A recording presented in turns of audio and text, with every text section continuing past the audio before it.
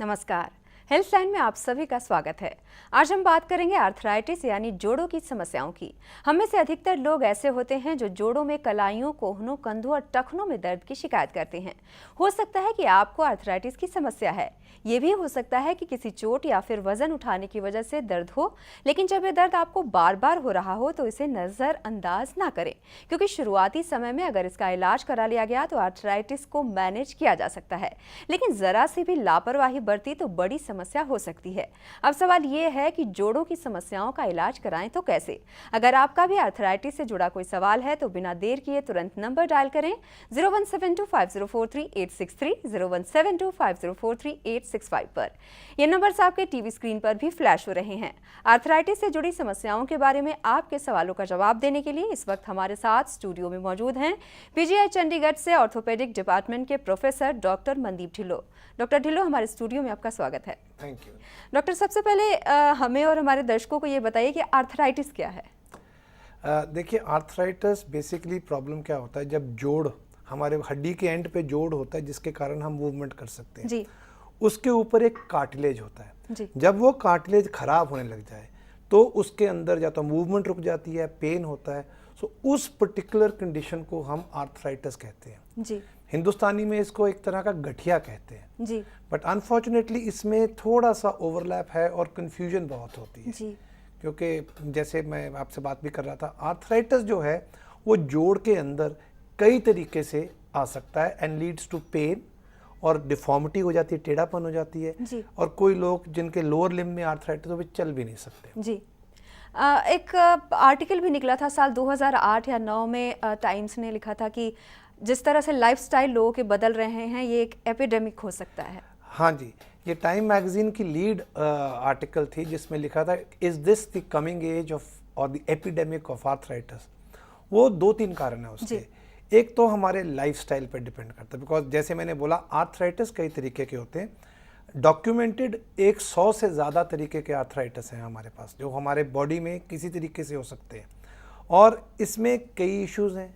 कई तो बाहर से कोई इन्फेक्शन के कारण हो जाता है, कई आपकी बॉडी के ही सिस्टम आपके जोड़ों को रिएक्ट करके ऑटो इम्यून आर्थराइटिस बोल देते हैं। जी। कई आर्थराइटिस होते हैं जो एज के कारण, डिजनरेशन के कारण, नेचुरल प्रोसेसेस ऑफ बॉडी के वेयर एंड टेयर के कारण हो जाते हैं। जी। सो कई तरीके के आर्थराइटिस होते हैं। जी। एंड उसमें इन्फ्लुएंस आजकल लाइफस्टाइल का है। जी। जी डॉक्टर, टाइप्स के बारे में बाद में बात करेंगे। कुछ कॉलर हमारे साथ जुड़ गए हैं, देखते हैं उनका सवाल क्या है। हेलो।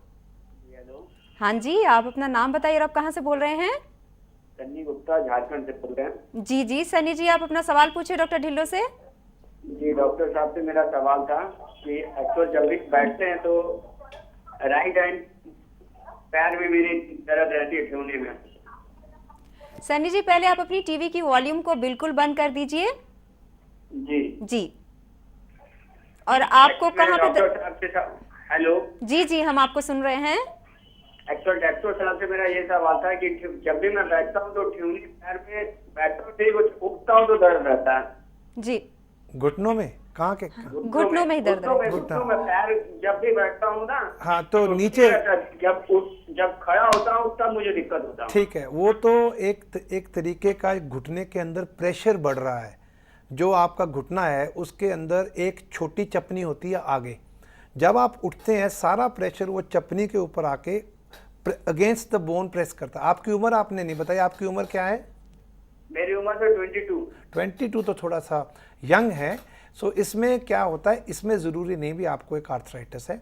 आप एक डॉक्टर को दिखा लीजिए। थोड़ी सी आपके घुटने की अलाइनमेंट टेढ़ी हो सकती है। कईयों को नॉकनीज होता है, जैसे घुटने भिड़ते हैं, कईयों को टेढ़े होते हैं, बो लेग्स जिसको बोलते हैं। और आपकी जो चपनी चलती है ना वो शायद अपने ट्रैक से थोड़ी टेढ़ी चलती है, और जब उठने लगते हो तो एक साइड पर प्रेशर आता है, उसके कारण आपको पेन होती है। सो ये आपको 22 साल पे आर्थराइटिस तो नहीं है, पर आप फिर भी दिखा दीजिए। इसको इंग्लिश में हम बोलते हैं पटेला की मैल ट्रैकिंग, जब थोड़ा सा टेढ़ा चलने के कारण एक तरफ से प्रेशर बढ़ रहा है। जी, आपका कॉल करने के लिए धन्यवाद। डॉक्टर, हम टाइप्स के बारे में बात कर रहे थे, तो हाँ जी। क्या क्या टाइप्स हैं आर्थराइटिस? देखिए, हम सबसे कॉमन तो हमारे ऑस्टियोआर्थराइटिस है जी। जिसको हम बोलते हैं डीजनरेटिव आर्थराइटिस। दुनिया के आर्थराइटिस में से सबसे ज़्यादा ही है जी। इसका हमारे में एशियन और अफ्रीकन कंपनी का पॉपुलेशन और यूरोपियन पॉपुलेशन में ये फ़र्क है, उनमें हिप का आर्थराइटिस ज़्यादा होता है, हमारे में इंडियंस वगैरह में नी का आर्थराइटिस ज़्यादा होता है। जी। कुछ कारण लोगों को अभी समझ नहीं है, कुछ हम जेनेटिक बोलते हैं, कुछ हम अपने लाइफस्टाइल के कारण बोलते हैं। जैसे हम बचपन में चौकड़ी मारते हैं, नीचे बैठते हैं, उस चीज़ का नी को डिसएडवांटेज है, हिप के लिए फ़ायदेमंद है।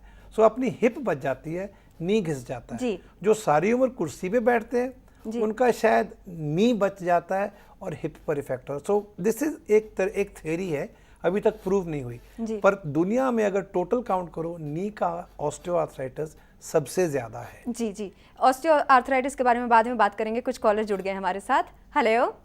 हेलो। हाँ जी madam, good evening madam. Very good evening. आप अपना नाम बताइए और आप कहाँ से बोल रहे हैं? सुशील द्विवेदी फ्रॉम पवई, हमीरपुर जिले से बोल रहे हैं, बुंदेलखंड से। जी, आप अपना सवाल पूछिए। मैडम, हमारा सवाल हमारे पिताजी को लेके है।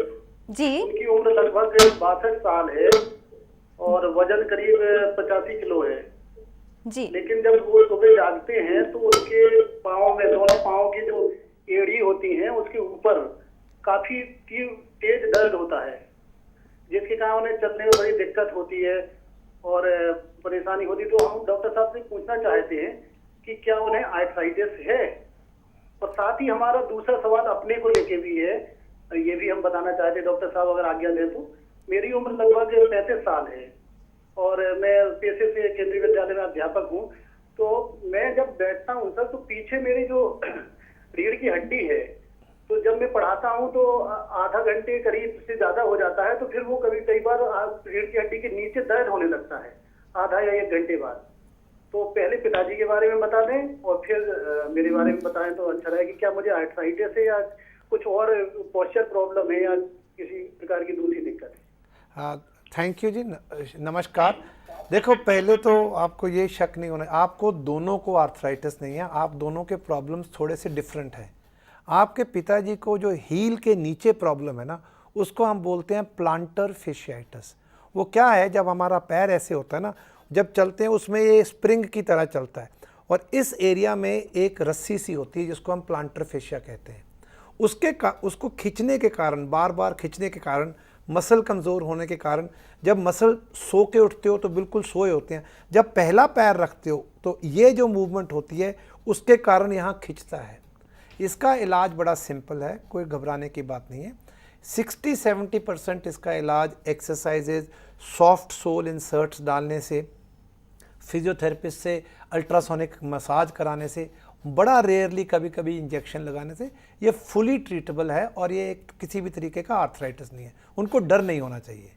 दूसरी बात रही आपकी, आपको आई डोंट नो आपको कभी स्पाइन का मॉडल देखा है, बिल्कुल एंड पर जाके जहाँ हमारी टेल होती, जब पूंछ होती थी, हमारी स्पाइन ख़त्म हो जाती है, वो एक पॉइंट होता है।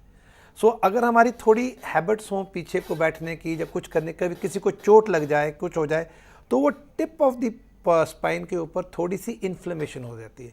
इसका मेडिकल नाम है कॉक्सीडीनिया। दैट मीन्स जो कॉक्सिक्स है आपका, उसमें पेन होने लग जाती है। सो उसका भी इलाज है सर, वो भी आर्थराइटिस नहीं है, क्योंकि आपका काम बैठने का है। जब आप इसके ऊपर कोई दर्द वाली चीज़ पर प्रेशर डालेंगे, दोबारा दर्द होगा। सो इसको आपने प्रेशर रिलीव करना है, नंबर 1।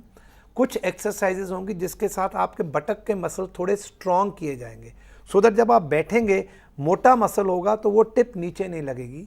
और कुछ आपको समझाया जाता है, अभी एयर रिंग 2-3-4 महीने के लिए एक एयर रिंग या कुछ स्कूटर की ट्यूब के ऊपर बैठिए, उस एरिया पर प्रेशर ना आए और बॉडी उसको हील कर लेगी।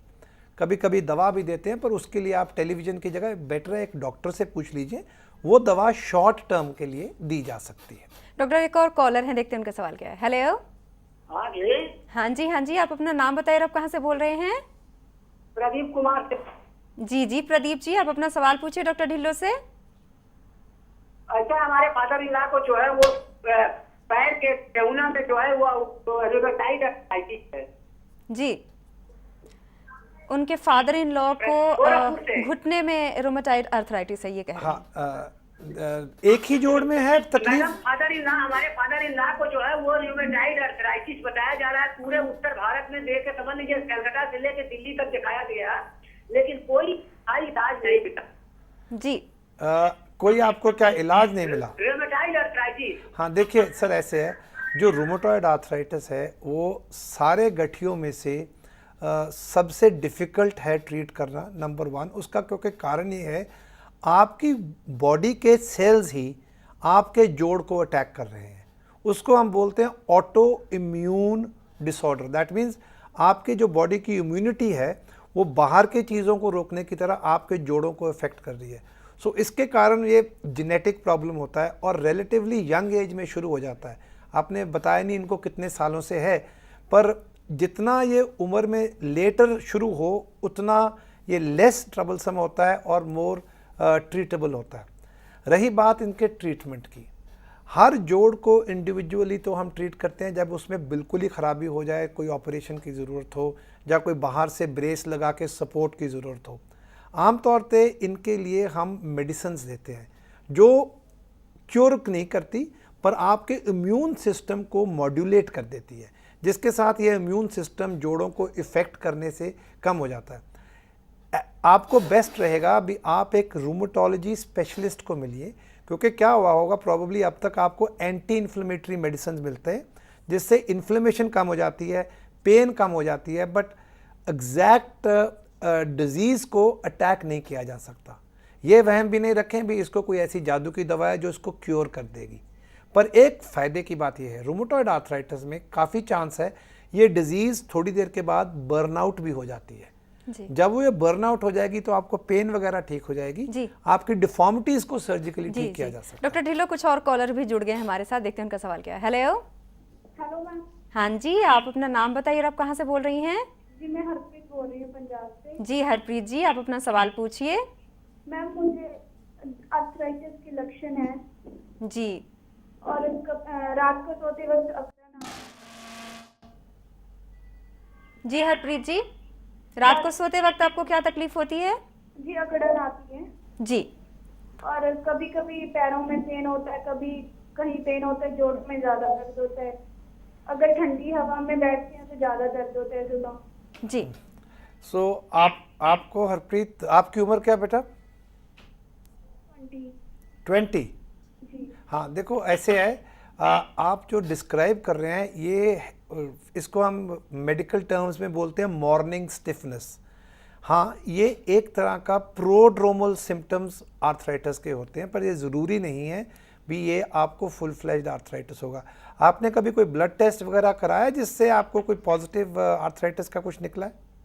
नो, डॉक्टर ने कहा था कि यूरिया टेस्ट करवाना पड़ेगा। Uric acid? हाँ जी। हाँ नहीं, ये जो आप सिम्टम्स बता रहे हैं ना, यूरिक एसिड होता है यूजुअली गाउट में एलिवेटेड। फिर भी आपको कुछ और, आप एक स्पेशलिस्ट डॉक्टर को मिलिए, उससे आपके ब्लड टेस्ट होते हैं, TLC, DLC, एक ESR, उससे आपका पता लग जाता है। कभी कभी ये जस्ट इसको एक नई नाम दिया है बीमारी को पिछले 15-20 साल में, जिसको हम फाइब्रोमाइल्जिया कहते हैं। ये ज़रूरी नहीं है कि ये आपके जोड़ के अंदर तकलीफ़ हो, ये मसल्स में, सॉफ्ट टिश्यूज़ में, जोड़ों के इर्द गिर्द जो होता है ना उसमें भी तकलीफ़ हो जाती है और उसको फिजियोथेरेपी बहुत मदद करती है। सो एक पहले तो आप टेस्ट करके रूल आउट कर ले भी आपको आर्थराइटिस तो नहीं है, फिर आप दूसरी चीज़ों को इफेक्ट करें। जी डॉक्टर, एक और कॉलर हैं, देखते हैं उनका सवाल क्या है। हेलो। हाँ जी। हाँ जी, आप अपना नाम बताइए और आप कहाँ से बोल रहे हैं? तरविंदर सिंह, यमुनानगर से। जी, आप अपना सवाल पूछिए डॉक्टर ढिल्लों से। ये ना सारे शरीर में दर्द होती रहती है। सारे शरीर में? हाँ जी, जैसे नाड़ी के साथ साथ दर्द चलता रहता है। हाँ, सिर दर्द वगैरह भी होता है आपको? हाँ जी। हाँ, और कोई जोड़ सूजन, किसी जोड़ में सूजन, मूवमेंट कम? नहीं, सूजन नहीं है जी। कोई मूवमेंट कम हुई है कि नहीं? एक जो खब्बा हाथ नहीं होता इसमें कम हुई जी। नहीं, हाथ में कम है, एल्बो में कम है, शोल्डर में, कहाँ कम है आपकी मूवमेंट? शोल्डर में है कम जी। अच्छा, आपकी उम्र क्या है? 39 साल। 39 साल। देखिए ये प्रॉबेबली आप जो बात शोल्डर की बात बोल रहे हैं ना, ये आर्थराइटिस नहीं लगता। ये अगर आपकी पूरी मूवमेंट एंड्स में कम हो रही है तो मे बी आपको शायद थोड़ा फ्रोजन शोल्डर हो। फिर भी आई वुड सजेस्ट भी आप एक ऑर्थोपेडिक डॉक्टर को मिल लीजिए, वो आपके सारे जोड़ चेक कर देंगे। और ये ज़रूरी नहीं भी आपको आर्थराइटिस है, ये सिर्फ एक ही जोड़ के स्पेसिफिक मोशन रिस्ट्रिक्शन, उसका ट्रीटमेंट अलग है। सारी बॉडी का जो पेन होता है ना वो आमतौर पे आर्थराइटिस में नहीं होता। देखिए ऑस्टियोआर्थराइटिस एक तो सबसे कॉमन है। बेसिकली क्या होता है, जैसे आप कोई कुशन है, आपका गद्दा है या कार का टायर है, वो कार्टिलेज अपना घिसने लग जाता है। कईयों को जेनेटिक टेंडेंसी होती है, कईयों को उम्र के साथ घिसने लगता है, कईयों को अलाइनमेंट टेढ़ी होती है जी। पर कॉमनेस्ट प्रॉब्लम जब ये ऑस्टियोआर्थराइटिस शुरू हो जाता है, इसको वर्स करने का ओबेसिटी होता है। जी। अगर आपका वेट ज़्यादा हो, जहाँ आपकी हैबिट्स खराब हों, जहाँ आप ठीक नहीं करते, जहाँ आप अपने मसल्स को स्ट्रांग नहीं रखते एक्सरसाइज करके, फिर आपको अगर ऑस्टियोआर्थराइटिस होना भी है, उसके सिम्टम्स और साइंस बहुत ज़्यादा होंगे। जी डॉक्टर ढिल्लो, कुछ कॉलर भी हमारे साथ जुड़ गए हैं, देखते हैं उनका सवाल क्या है। हेलो, नमस्कार जी, आप अपना नाम बताइए और आप कहाँ से बोल रहे हैं? जी मैं राकेश बोल रहा हूँ सोलन से। जी राकेश जी, अपनी समस्या बताइए डॉक्टर ढिल्लो को। डॉक्टर साहब नमस्कार। नमस्कार। डॉक्टर साहब एक्चुअली मुझे 2-3 महीनों से टेस्ट वगैरह काफी चले हुए हैं, उसमें एक डॉक्टर ने मेरा टेस्ट किया था HLA-B27, तो वो मेरा पॉजिटिव आया था। नहीं, आपको तकलीफ क्या है? मेरे टांगों में दोनों तरफ ऊपर के जॉइंट्स होते हैं, उनमें पेन होता है काफी ज्यादा। अकड़न भी है? सुबह उठते हो अकड़न भी है? जी जी। अच्छा, देखिए पहली बात तो ये HLA-B27 के बारे में समझ लीजिए। HLA-B27 हमारा एक जीन होता है, वो उसकी प्रेजेंस और एब्सेंस हमारे को प्री डिस्पोज कर देती है एक तरह के गठिए को। वो टेस्ट करते हैं जिसको एंकिलोजिंग स्पॉन्डिलाइटिस बोलते हैं।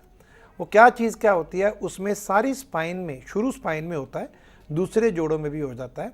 जो लिगामेंट्स हैं स्पाइंस के, उनमें हड्डी बनने लग जाती है, वो स्टिफ होने लग जाते हैं। सो आपकी मूवमेंट्स वगैरह कम हो जाती हैं। हिप में, नी में भी सिम्टम्स आते हैं, पर यूजुअली वो बाद में आते हैं। सो अगर आपके पेरिफेरी के सिम्टम्स हैं और स्पाइन में बिल्कुल नहीं है या कम है, तो आपको या तो एंकिलोजिंग स्पॉन्डिलाइटिस नहीं है, अगर है भी तो उसका बड़ा लो फॉर्म है। और HLA-B27 पॉजिटिव होना गारंटी नहीं है भी आपको वो प्रॉब्लम है। उससे ये होता है भी आपके चांसेस उस प्रॉब्लम होने के ज़्यादा होते हैं। अगर HLA-B27 नेगेटिव हो तो भी एंकिलोजिंग स्पॉन्डिलाइटिस होता है, पर उसमें 90% चांस है वो नहीं है। सो ये HLA-B27 पॉजिटिव से आप डरिए नहीं, और डिटेल टेस्ट लाइक एक्सरेज वगैरह करवा लीजिए। डॉक्टर एक और कॉलर हैं, देखते हैं उनका सवाल क्या है। हेलो। हेलो। हाँ जी, आप अपना नाम बताइए और आप कहाँ से बोल रहे हैं? मैं जलंधर से बोल रहा हूँ मैडम, मेरा नीरज है। जी जी, आप अपना सवाल पूछिए डॉक्टर ढिल्लो से।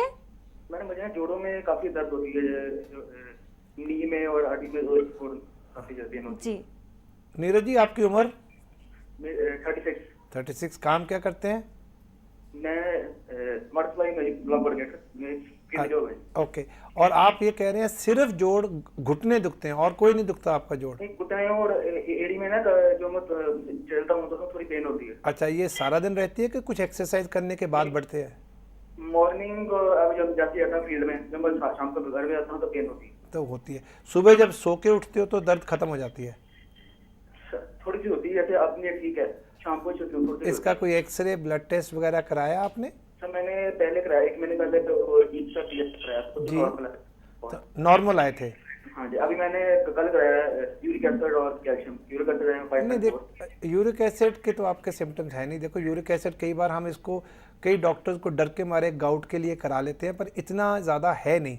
और मेल्स में कैल्शियम डेफिशिएंसी इतनी होती नहीं जितनी लेडीज़ में होती है। सो कैल्शियम का कोई आर्थराइटिस से ताल्लुकात नहीं है, पर फिर भी बोन पेन्स में कैल्शियम और विटामिन डी का लेवल काफ़ी मैटर करता है। हमने अभी PGI में अभी एक स्टडी की है जिससे पता लगा अभी all over the population, north India में, कोई कहता है इंडिया में भी विटामिन डी की बहुत ज़्यादा डेफिशिएंसी है। सो कई जोड़ों के पेन नहीं, बोन के पेन इस विटामिन डी डेफिशिएंसी से एक्सप्लेन हो जाते हैं। और उसका तो इलाज बड़ा सिंपल है, विटामिन डी के पैकेट खाइए, ठीक हो जाएंगे आप। जी डॉक्टर एक और कॉलर हैं, देखते हैं उनका सवाल क्या है। हेलो। हेलो। हाँ जी, आप अपना नाम बताइए और आप कहाँ से बोल रहे हैं? मैं अमित बोल रहा हूँ जी। जी अमित जी, आप अपना सवाल पूछिए। जी मेरे को ना टांग में दर्द होती है ना, पटेला के साथ जो है हड्डी सी बढ़ गई। पहले 6-7 साल से प्रॉब्लम, पहले तो पेन नहीं होती थी। और शुरू कैसे, कोई चोट लगी? और आपकी उम्र क्या है? उम्र 26 है सर। आप खेलते वगैरह, कोई चोट लगी, क्या हुआ? नहीं चोट नहीं लगी है सर, वो ऐसे वो हादसा हो गया जो पटेला के साथ उम्र का लोअर एंड है ना सर। हाँ जी। हाँ वो हादसा हो गया। पहले तो उसमें पेन नहीं होती, अब पेन हो रही है। नहीं, आप जो डिस्क्राइब कर रहे हैं ये आर्थराइटिस नहीं है, ये जो नी कैप है आपकी पटेला, उसके ऊपर रस्सियाँ लगती हैं जिसको हम टेंडन्स बोलते हैं, उसके खींचने से ये पटेला हिलती है। जहाँ ये टेंडन हड्डी में लगता है वहाँ पे डीजनरेशन होती है, शुरू में इन्फ्लेमेशन होती है, फिर डीजनरेशन हो जाती है, और वो फिर क्या होता है, उसमें बोन के डिपॉजिट होने लग जाते हैं। सो बोन बढ़ना एक्चुअली बीमारी नहीं है, बोन बढ़ना आपके प्रॉब्लम के कारण हुई है। सो इसके कई इलाज हैं जी। इसके एक तो टेंडन के स्ट्रेचिंग एक्सरसाइजेज होती हैं, मसल की स्ट्रेंथनिंग एक्सरसाइजेज होती हैं, और अगर ये बोन बहुत ज़्यादा है या कोई कहीं लग रही है कहीं, उसको छोटा सा बहुत माइनर सर्जरी से निकाला भी जा सकता है। और इसके अंदर आपके एक आजकल तो ब्लड के इंजेक्शन कॉल्ड PRP इंजेक्शन भी लग सकते हैं। बहुत तरीके हैं, पर ये आर्थराइटिस नहीं है आपको। डॉक्टर एक और कॉलर हैं, देखते हैं उनका सवाल क्या है। हेलो। हेलो। हाँ जी, आप अपना नाम बताइए, आप कहाँ से बोल रहे हैं? राकेश कुमार बोल रहा हूँ लुधियाना से। जी राकेश जी, आप अपना सवाल पूछिए डॉक्टर ढिल्लो से। मैडम, मुझे करीब पिछले 20 साल से मेरी कमर में और गर्दन में और घुटनों में जी रेगुलर दर्द रहता है। जी। पहले तो ऐसा था कि गर्मियों में कुछ ठीक हो जाता था, लेकिन सर्दियों में होता था। लेकिन इस साल मुझे गर्मी में भी बहुत ज्यादा दर्द है, इवन रात को नींद नहीं आती। और राकेश जी, आपका उम्र क्या है? 56। और थोड़ा वेट भी ज़्यादा है? वेट है सर मेरा 80। सर मैंने ये करीब 30 साल पहले PGI चेक कराया था, डॉक्टर राय हुआ करते थे जी। चौड़ी। हाँ। तो तब भी कुछ नहीं निकला। मैंने ये फिर अब और भी चेकअप कराया, वहाँ भी उन्होंने बताया कुछ नहीं है। उन्होंने नहीं, ये कुछ नहीं आपको बताना गलत है। हाँ।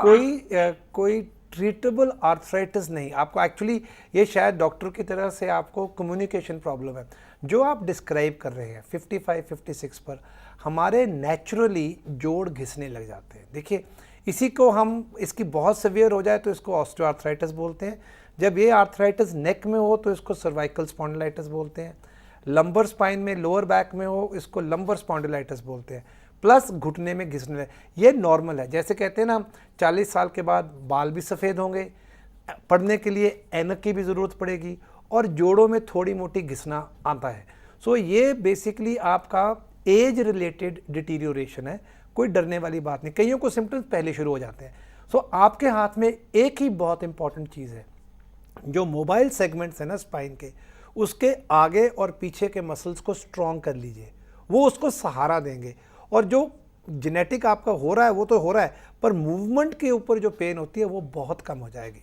जी, आपका कॉल करने के लिए धन्यवाद। डॉक्टर, हम बात कर रहे थे ऑस्टियोआर्थराइटिस की, तो किसी को कैसे पता चलेगा कि उसे ऑस्टियोआर्थराइटिस हुआ है? देखिए, इसके लिए कोई ब्लड टेस्ट तो होता नहीं है पॉजिटिव। एक्चुअली इट इज़, ये जो डायग्नोसिस है ऑस्टियोआर्थराइटिस का, हम सिम्टम्स से, साइन से, एक्सरे देख के, पेशेंट की ओवरऑल स्टेटस देख के, एज देख के हम ये ऐसे करते हैं जी।